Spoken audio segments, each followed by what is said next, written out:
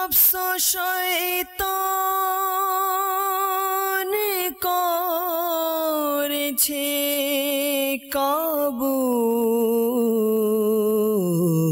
তাদের কবল থেকে বাঁচাও ইয়া রব।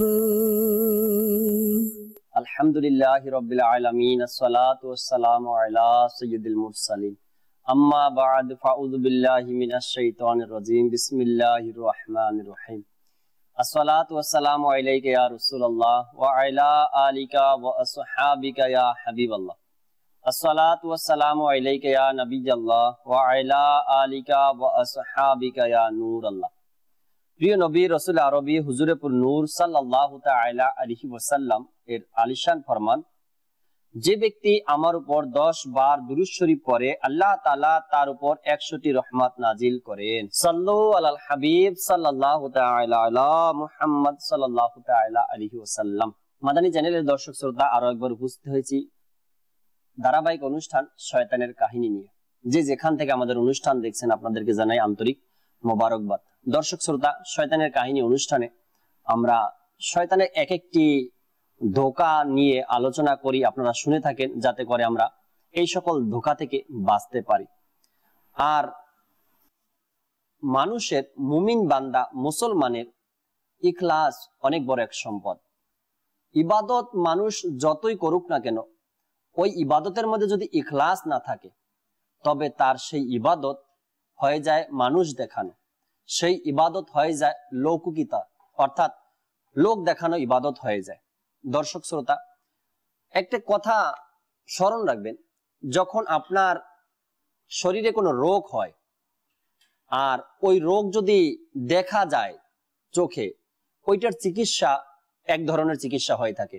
আর যদি আপনার ভিতরগত কোনো সমস্যা থাকে, রোগ থাকে, ওটার জন্য অনেক কিছু করতে হয়। আপনার ব্লাড চেক করাতে হয়, এরপরে বিভিন্ন ধরনের টেস্ট আপনাকে দিবে ডাক্তার। আমাদের যে আমল, ইবাদত, রিয়াজত, গুনাহ এগুলো যে রয়েছে, সবকিছুর মধ্যে একটা বাহ্যিক আছে, একটি অভ্যন্তরীণ আছে। ইখলাস হয়েছে মানুষের অন্তরের সাথে সম্পর্ক। কার ইবাদতে ইখলাস আছে, কার ইবাদতে ইখলাস নেই, সেটা বাহির থেকে দেখা যায় না। আমার ইবাদতে ইখলাস আছে কিনা সেটা একমাত্র আমি জানি, আপনার ইবাদতে ইখলাস আছে কিনা সেটা একমাত্র আপনি জানেন। অন্য কোনো ব্যক্তি এ সম্পর্কে ধারণাও রাখতে পারে না যে তার ইবাদতে ইখলাস আছে কিনা। যখন কোনো মানুষ ইবাদত করে, তো ইবাদত করার শুরুতেই শয়তান তাদেরকে ধোঁকা দেয়। মানুষকে কিভাবে ধোঁকা দেয়? হ্যাঁ, নামাজে দাঁড়াও, যদি কেউ দেখে তোমাকে নামাজি বলবে। তাহাজ্জুদের জন্য উঠো, যদি কোনো ব্যক্তি দেখে তুমি তাহাজ্জুদ পড়তেছো তোমাকে নেককার মনে করবে। তুমি বেশি বেশি ইবাদত করো যাতে মানুষ তোমাকে সালাম দেয়। তুমি বেশি দান সদকা করো। অর্থাৎ প্রত্যেকটা কাজের মধ্যে শয়তান শুরুতে এভাবে বলে দেয় যে আমি নামাজে দাঁড়ালাম, একটু বিনয় সহকারে নামাজ পড়ি, যদি কেউ দেখে আমাকে তবে মনে করবে লোকটা তো অনেক ভালো, একদম মনোযোগ দিয়ে একাগ্রতার সাথে ইবাদত করছে।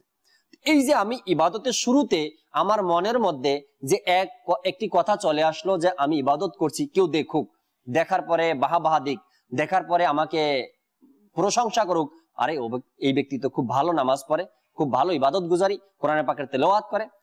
তখন এটা হয়ে যায় মানুষকে দেখানোর জন্য, কেউ দেখুক। আর যখন কোনো ব্যক্তি ইখলাস নিয়ে নামাজ আদায় করে, ওই ইখলাস ওয়ালা ব্যক্তির নামাজ কেমন?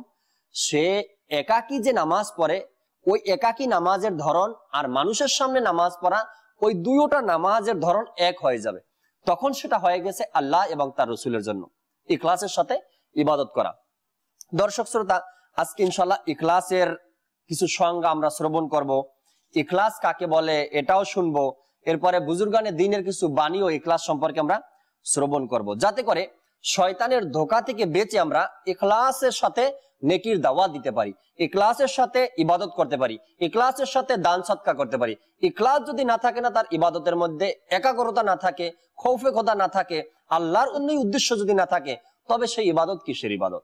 আমাদেরকে এই খৌফে খোদাওয়ালা ইবাদত অর্জন করতে হবে, আল্লাহ তাআলার রাজি সন্তুষ্টির জন্য ইবাদত করতে হবে। আসুন আমরা শুরুতে ইখলাসের 5টি সংজ্ঞা শ্রবণ করি। কেবল আল্লাহ তাআলার সন্তুষ্টি অর্জনের জন্য আমল করা এবং কোনো সৃষ্টিকে খুশি করা কিংবা আপন প্রবৃত্তির কোনো চাহিদাকে এতে স্থান না দেয়া। নাম্বার 2, হযরত সাইয়েদনা আল্লামা আব্দুল গনি নাবলুসি হানাফি রহমাতুল্লাহি তাআলা আলাইহি লিখেন, ইখলাস ওই বিষয়কে বলা হয় যে বান্দা আমল দ্বারা শুধুমাত্র আল্লাহ তাআলার নৈকট্য অর্জনের ইচ্ছা পোষণ করে, কোনো প্রকারের দুনিয়ার উপকার অর্জনের উদ্দেশ্য না থাকে। নাম্বার 3, হযরত সাইয়েদনা হুযায়ফা মারআশি রহমাতুল্লাহি তাআলা আলাইহি বলেন, ইখলাস ওই বিষয়কে বলা হয় বান্দার আমল প্রকাশ্য ও গোপন, একাকী ও মানুষের সামনে একই ধরনের হওয়া চাই। হযরত সাইয়েদনা মুহাসিবি রহমাতুল্লাহি তাআলা আলাইহি বলেন, ইখলাস হচ্ছে তাই যার সম্পর্ক আল্লাহ তাআলার সাথে এবং সেখান থেকে সৃষ্টির সম্পর্ককে ছিন্ন করা হয়। হযরত সাইয়েদনা সাহাল বিন আব্দুল্লাহ তুস্তারি রহমাতুল্লাহি তাআলা আলাইহি বলেন, ইখলাস হচ্ছে একাকী কিংবা প্রকাশ্যে, অর্থাৎ একাকী ও মানুষের সামনে বান্দার চাল চলন ও আচার আচরণ কেবল আল্লাহ তাআলার সন্তুষ্টির জন্য হওয়া, এতে প্রবৃত্তির কামনা ও দুনিয়ার কোনো অংশীদারিত্ব না থাকা। দর্শক শ্রোতা, ইখলাস কাকে বলে আমরা শ্রবণ করলাম। ইখলাস তো ওই জিনিসকেই বলে যা বান্দার আমল প্রকাশ্য ও গোপন একই ধরনের হওয়া চাই। ইখলাস ইবাদতের প্রাণ, স্মরণ রাখতে হবে এই কথাটি আমাদেরকে। ইখলাস ইবাদতের প্রাণ। সদরুস শরিয়া বদরুত তরিকা হযরত আল্লামা মাওলানা মুফতি মুহাম্মদ আমজাদ আলী আজমি রহমাতুল্লাহি তাআলা আলাইহি বলেন, ইবাদত যেটাই হোক তাতে ইখলাস একান্ত প্রয়োজন। ইবাদত যেটাই হোক না কেন সেটাতে ইখলাস একান্ত প্রয়োজন। কেবল আল্লাহ তাআলা সন্তুষ্টির জন্য আমল করা আবশ্যক। লৌকিকতার জন্য আমল সর্বক্ষণের জন্য হারাম, অর্থাৎ মানুষ দেখানো আমল সব সময়ের জন্য হারাম। বরং হাদিসে পাকে রিয়া তথা লৌকিকতাকে শিরকে আসগর অর্থাৎ ছোট শিরক নামে আখ্যায়িত করা হয়েছে। ইখলাস এমনই একটি বিষয় যার ভিত্তিতে সওয়াব লেখা হয়। হতে পারে আমল শুদ্ধ হয়নি, কিন্তু যখন ইখলাসের সাথে করা হয়েছে তাতে অবশ্যই সওয়াবের ভাগীদার হবে।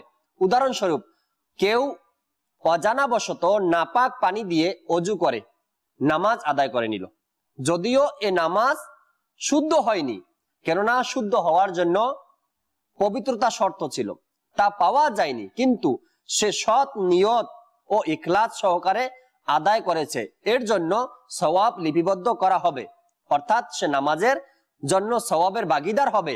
কিন্তু পরে যখন জানতে পারলো যে সে নাপাক পানি দিয়ে অজু করেছিল, তাই নামাজ হয়নি এবং তার দায়িত্বে শরীয়তের যে দাবি তা পূরণ করা হলো না, তা নিয়ম অনুযায়ী পুনরায় তা আদায় করতে হবে। মাদানী চ্যানেলের দর্শক শ্রোতা, খুব সুন্দর আমরা ইখলাস সম্পর্কে শুনতে পেলাম একটি বাণী, যে যদি ইখলাস থাকে আমল তার যাই হোক না কেন, যতটুকু হোক না কেন, যদি ইখলাস থাকে তবে আল্লাহ তাবারক ওয়া তাআলা ওই ইখলাসের খাতিরে তার ইবাদতকে কবুল করে নেবেন। সাল্লু আলাল হাবিব সাল্লাল্লাহু তাআলা আলা মুহাম্মদ সাল্লাল্লাহু তাআলা আলাইহি ওয়াসাল্লাম। যার মন মানসিকতা এটা হয় যে আমি অনেক ইলমে দ্বীন অর্জন করেছি, ইলমে দ্বীন অর্জনকালীন পরীক্ষা সমূহের ফলাফল অন্যদের তুলনায় উত্তম হয়েছে, অনেক বেশি ইসলামের কাজ করেছি, কিতাব রচনা করেছি, অমুক অমুক নেক আমল সমূহ করেছি, দাওয়াত ইসলামের সুন্নত প্রশিক্ষণের মাদানী কাফেলা সমূহে এত দীর্ঘ সময় সফর করেছি, আমার প্রশংসা হওয়া উচিত, আমাকে উপহার ও পুরস্কার দেওয়া উচিত। শয়তানের এই হাতিয়ারকে প্রতিহত করে এই ঘটনা থেকে উপদেশ গ্রহণ করুন। যেমন হযরত সাইয়েদনা ঈসা আলাইহিস সালাতু ওয়াস সালাম এর নিকট হাওয়ারীগণ আরজ করলো, কার আমল একনিষ্ঠ, যে আল্লাহ তাআলা সন্তুষ্টির জন্য আমল করে এবং তার এই আমলের কেউ প্রশংসা করুক সেটা তার নিকট পছন্দ নয়। হযরত ঈসা আলাইহিস সালাতু ওয়াস সালাম বললেন, যে ইবাদত করবে সেই ইবাদতে দুনিয়ার কেউ রাজি খুশি হোক তার এমন ইচ্ছা নেই, আর ওই ইবাদতটা হতে হবে আল্লাহ তাবারক ওয়া তাআলার সন্তুষ্টির জন্য, তবে একনিষ্ঠ বলা যাবে ওই ইবাদতকে। মাদানী চ্যানেলের দর্শক শ্রোতা, আসুন আমরা ইখলাস সম্পর্কে বুজুর্গ ব্যক্তিদের কিছু বাণী শ্রবণ করি। হযরত সাইয়েদুনা ইয়াকুব মাকফুফ রাহমাতুল্লাহি তাআলা আলাইহি বলেন, মুখলিস ওই ব্যক্তি যে নিজের নেক আমলকে এভাবে গোপন রাখে যেভাবে গুনাহ গোপন রাখে। হযরত সাইয়েদুনা সিররি সাকতি রাহমাতুল্লাহি তাআলা আলাইহি বলেন, যদি তুমি ইখলাসের সাথে একাকীভাবে 2 রাকাত নামাজ আদায় করো তবে এই বিষয়টি তোমার জন্য 70 কিংবা 700টি হাদিস উত্তম সনদ সহকারে লেখার চেয়েও উত্তম। প্রিয় নবী রাসূল আরবি হুজুর আকরাম সাল্লাল্লাহু তাআলা আলাইহি ওয়াসাল্লাম ইরশাদ করেন, মানুষের এমন স্থানে নফল নামাজ আদায় করা যেখানে লোকেরা তাকে দেখতে না পায়, এমন নামাজ মানুষের সামনে আদায়কৃত 25 নামাজের সমপরিমাণ। এক বুজুর্গ রাহমাতুল্লাহি তাআলা আলাইহির বাণী, এক মুহূর্তের ইখলাস স্থায়ী মুক্তির উপায়, কিন্তু ইখলাস খুবই দুর্বল।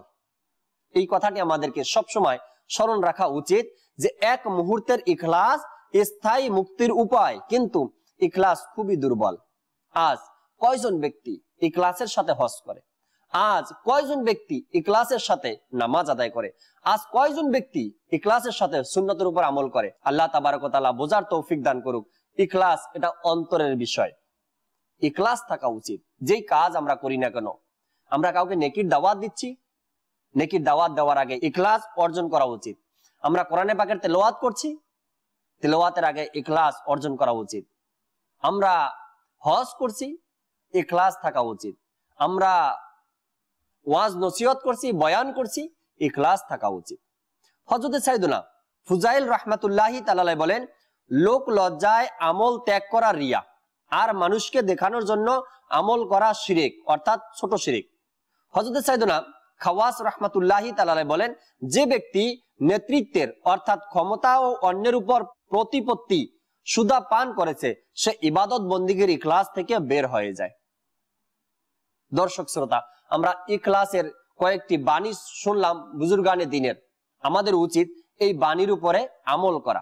মাদানী চ্যানেলের দর্শক শ্রোতা, ইখলাস এমন এক জিনিস, ইখলাস যদি না থাকে মানুষের কাছে, ইবাদতের মধ্যে ইখলাস যদি অর্জন না হয়, তবে তার সেই ইবাদত কোনো কাজে আসবে না। আমার ইখলাস যদি না থাকে, আপনার ইখলাস যদি না থাকে, ইবাদতের মধ্যে ইখলাস যদি না থাকে, সেই ইবাদত কার জন্য করছি?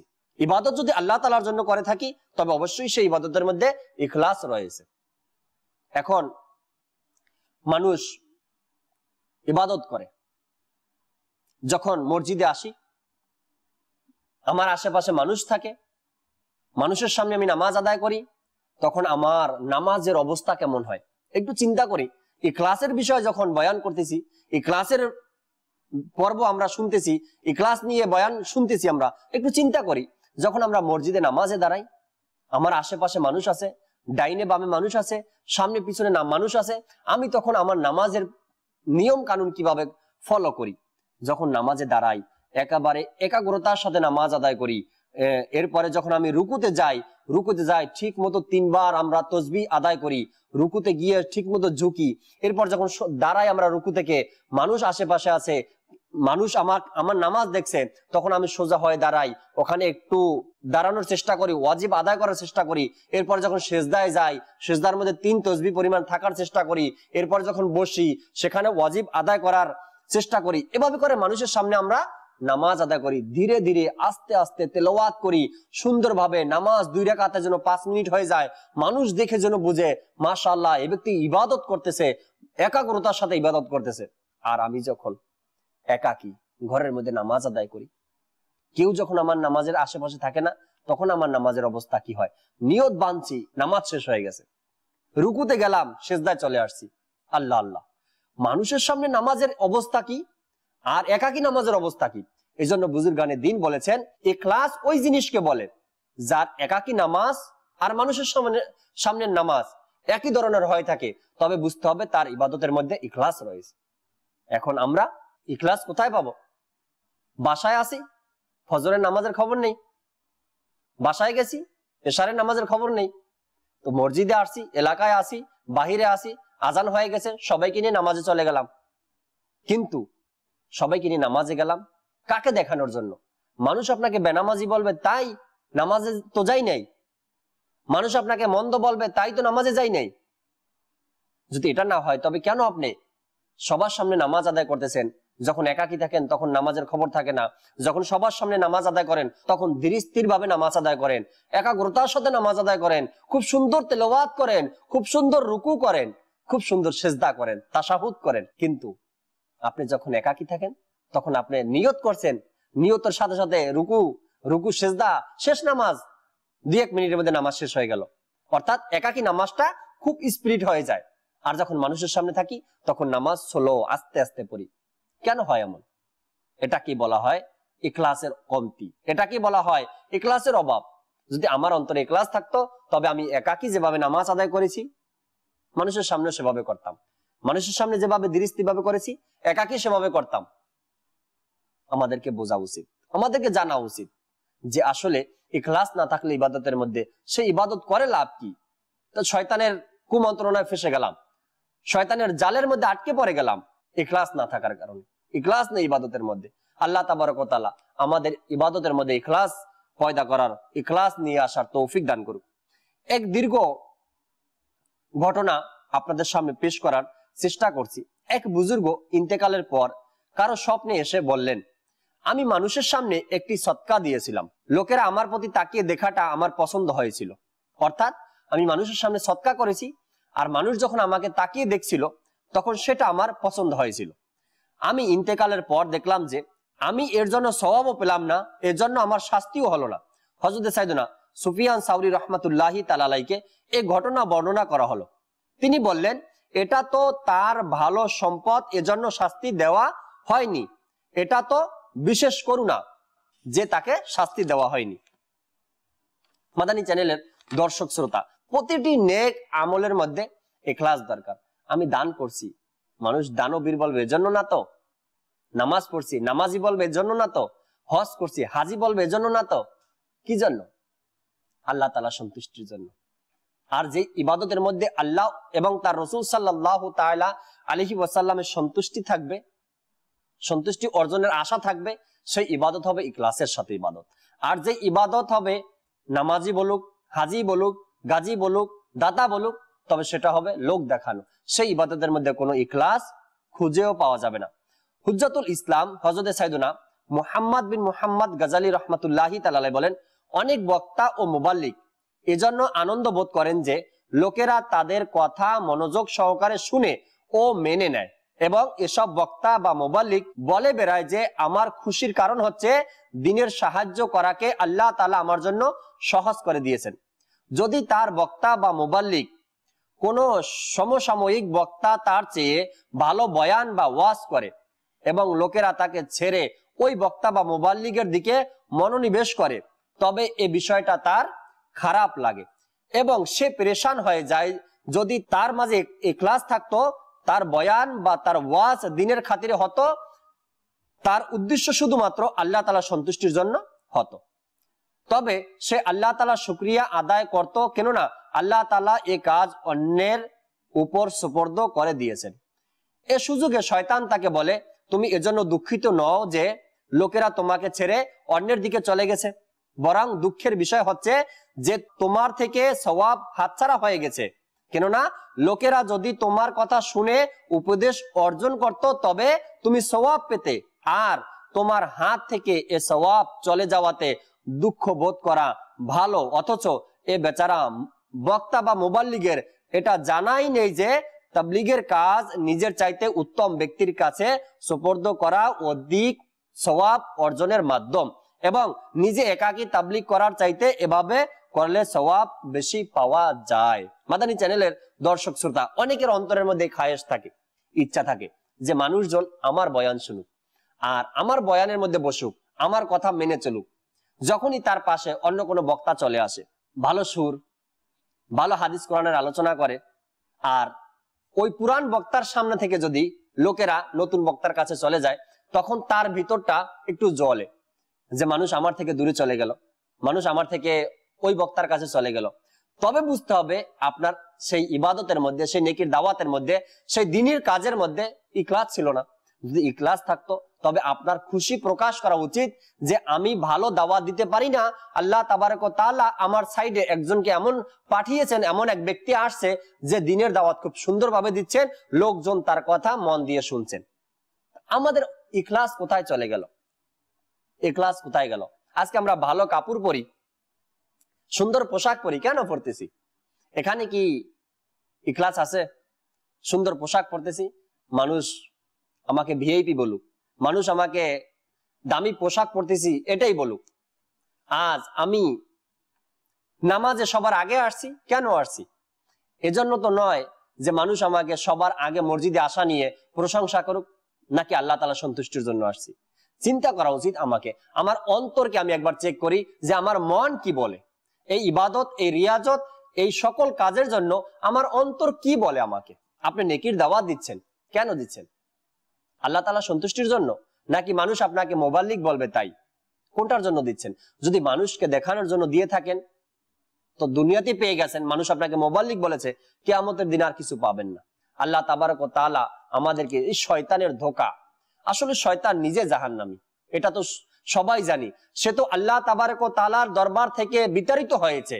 সে চায় না বান্দা ইবাদত রিয়াজত ইখলাসের সাথে করে আল্লাহ তাআলার নৈকট্য অর্জন করুক আর জান্নাত হাসিল করুক। শয়তান এটা কখনো চায় না। শয়তানের ফাঁদ ছড়িয়ে দিয়েছেন।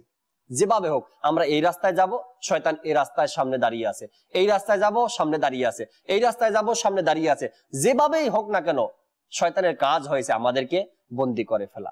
শয়তানের কাজ হয়েছে আমাদেরকে কুমন্ত্রণায় ফেলানো আর আমাদেরকে এই ইখলাসের সাথে ইবাদত করা থেকে বঞ্চিত রাখা। সাল্লু আলাল হাবিব সাল্লাল্লাহু তাআলা আলা মুহাম্মদ সাল্লাল্লাহু তাআলা আলাইহি ওয়াসাল্লাম। হযরত সাইয়েদনা আব্দুল আজিজ বিন আবি রাওয়াত রাহমাতুল্লাহি তাআলা বলেন, আমি কাবা শরীফের 60 বছর খেদমত করেছিলাম এবং 60 বার হজ করেছি, কিন্তু আমি আল্লাহ তাআলা সন্তুষ্টির জন্য যা আমল করেছি সেগুলোর ব্যাপারে যখন আমি নিজের নফসের পর্যালোচনা করলাম, যখন এসব আমলের যাচাই বাছাই করলাম, ইখলাস পরীক্ষা করে দেখলাম, তখন এত কম আমল পেলাম যে শয়তানের অংশ আল্লাহ তাআলার অংশ থেকে বেশি পেলাম। অর্থাৎ আল্লাহ তাআলার সন্তুষ্টির জন্য যে আমল করেছি তার চেয়ে শয়তানের সন্তুষ্টির জন্য আমল আমার বেশি হয়ে গেল। হায়, যদি আমার হিসাব বরাবর হতো, যদি আখিরাতে উপকার নাও হতো, ক্ষতিও না হতো, তবে আমার জন্য ভালো ছিল। ইখলাসের ঘাটতি, আত্মগৌরব ও রিয়া তথা লোক দেখানো শয়তানের অংশ, অপরদিকে আমলে ইখলাসের পূর্ণতা হওয়া আল্লাহ তাআলারই অংশ। মাদানী চ্যানেলের দর্শক শ্রোতা, এভাবে যদি আমরা নিজের আমলকেও পরীক্ষা করি যে আমি এতদিন যাব যে আমল করেছি আল্লাহ তাআলা সন্তুষ্টির জন্য কতটুকু করেছি আর মানুষকে দেখানোর জন্য কতটুকু করেছি, তবে আমরা বুঝতে পারবো যে আসলে আমাদের ইবাদত গুলো কোথায় চলে গেছে, কার খুশির জন্য হয়েছে এগুলো। আমরা ইবাদত তো করি আলহামদুলিল্লাহ, রিয়াজত তো করি, আমরা তাহাজ্জুদ তো পড়ি, রোজা তো রাখি, নামাজ তো পড়ি, হজ তো আদায় করি, কিন্তু কার সন্তুষ্টির জন্য? আল্লাহ তাআলার জন্য নাকি কাউকে দেখানোর জন্য? ইখলাসের সাথে ইবাদত এটা অনেক বড় এক নিয়ামত, সবাইকে দ্বারা হয় না, সবাই পায় না। আমাদের উচিত শয়তানের ধোঁকা থেকে বেঁচে ইখলাসের সাথে ইবাদত করা। যখন আপনার মধ্যে ইখলাস আসবে তখন আপনি দেখবেন একাকী ইবাদত আর সবার সামনের ইবাদত আপনার এক হয়ে যাবে। আল্লাহ তাবারক ওয়া তাআলা আমাদেরকে শয়তানের ধোঁকা থেকে বেঁচে ইখলাসের সাথে ইবাদত করার তৌফিক দান করুক। আমিন বিজাহিন নবিল আমিন সাল্লাল্লাহু তাআলা আলাইহি ওয়াসাল্লাম। সাল্লু আলাল হাবিব সাল্লাল্লাহু তাআলা আলা মুহাম্মদ সাল্লাল্লাহু তাআলা আলাইহি ওয়াসাল্লাম। নফস শয়তান করেছে কাবু, তাদের কবল থেকে বাঁচাও ইয়া রব।